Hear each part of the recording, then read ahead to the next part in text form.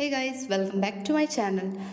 हमने second unit complete कर ली है फार्माकोलॉजी की। ठीक है, तो अब हम पढ़ेंगे थर्ड यूनिट। ठीक है, थर्ड यूनिट कौन सी हमारी? Drugs acting on gastrointestinal system. ठीक है, गैस्ट्रोइंटेस्टाइनल सिस्टम और जीआई सिस्टम। ठीक है, अब इसमें कौन कौन सी ड्रग्स आती है? ठीक है, ये भी इंपॉर्टेंट होता है, लेकिन इसमें जो मेन इंपॉर्टेंट आता है वो सारी चीज़ें हम बताएंगे। ठीक है, तो इसमें पहले है गैस्ट्रोइंटेस्टाइनल सिस्टम रिलेटेड डिजीज़, मतलब उनसे कैसे रिलेटेड डिजीज़, जैसे हमें गैसेस प्रॉब्लम हो रही है, ठीक है, एसिडिटी बन रही है ना, गैस्ट्रो इसोफेजियल रिफ्लक्स हो रहा है। ठीक है, ये सारे गैस्ट्रो इंटेस्टाइनल सिस्टम से रिलेटेड जो डिसीज़ है वो होती है। ठीक है, अब देखो इसमें पढ़ लेते हैं। गैस्ट्रो इसोफेजियल रिफ्लक्स है ना।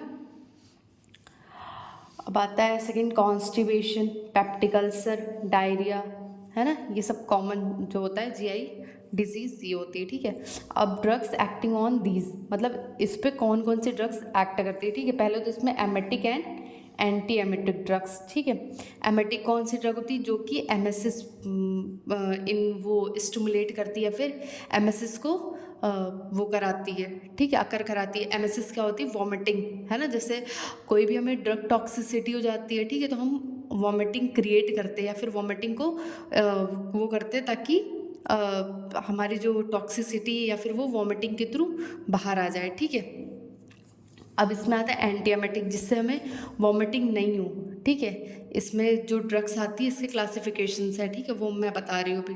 ठीक है, अब आता है लैक्सेटिव एंड पर्गेटिव्स। ठीक है, लैक्सेटिव क्या होते हैं? स्टूल सॉफ्टनर्स होते हैं। ठीक है, कॉन्स्टिपेशन में लिए जाते हैं। ठीक है, रेगुलेशन ऑफ गैस्ट्रिक एसिड, है ना, एसिडिटी में कौन कौन सी ड्रग्स दी जाती हैं? ठीक है, एंटी डायरियल, ठीक है, डायरिया में कौन कौन सी ड्रग्स दी जाती है? ठीक है, मतलब ये कॉन्स्टिपेशन में होते हैं। और एंटी डायरियल जो होती है जब डायरिया होता है। ठीक है, डायरिया क्या होता है? जब बहुत ज़्यादा स्टूल पास होने लगता है। ठीक है, वाटरी स्टूल। ठीक है, अब पहला पढ़ते हैं हम एमेटिक। ठीक है, एमेटिक बताया अभी ना, एमएसएस जो होता है उसको इन्हें स्टिमुलेट करने के लिए। ठीक है, MSS is a protective mechanism. ठीक है, एमएसएस क्या होती है? वो प्रोटेक्टिव मैकेनिज्म होती है। जैसे हमें किसी चीज़ की टॉक्सिसिटी, अभी मैंने बताया, जैसे किसी चीज़ की टॉक्सिसिटी हो जाती है, ठीक है, तो हम उसको वॉमिटिंग के थ्रू हम अपने बॉडी से एक्सक्रीट आउट कर सकते हैं। ठीक है, अब occur due to stimulation of emetic centre. ठीक है, ये किस वजह से अकर होता है, मतलब क्यों, कैसे, है ना, तो कैसे होता है? Stimulation of emetic centre. ठीक है, जो एमेटिक सेंटर होता है वो कहाँ पे होता है?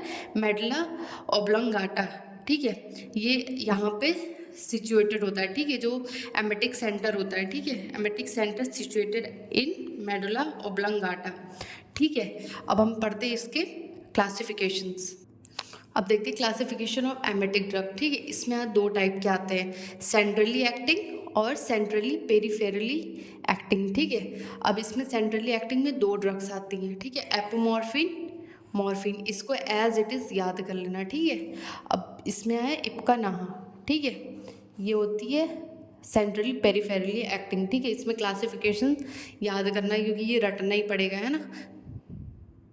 अब देखते हैं हम इसके इंडिकेशंस। ठीक है, अब treatment of hypomobility of GIT. ठीक है, associated with episodes with Parkinson disease. ठीक है, इसमें दिया जाता है। अब कॉन्ट्रा इंडिकेशन किस में होता है? Hyper sensitivity. ठीक है, ये कॉन्ट्रा इंडिकेशन, साइड इफेक्ट्स, ये सारे सब में सेम भी लिख दोगे, ठीक है, तो भी कोई दिक्कत नहीं। ठीक है, आईवी एडमिनिस्ट्रेशन, है ना।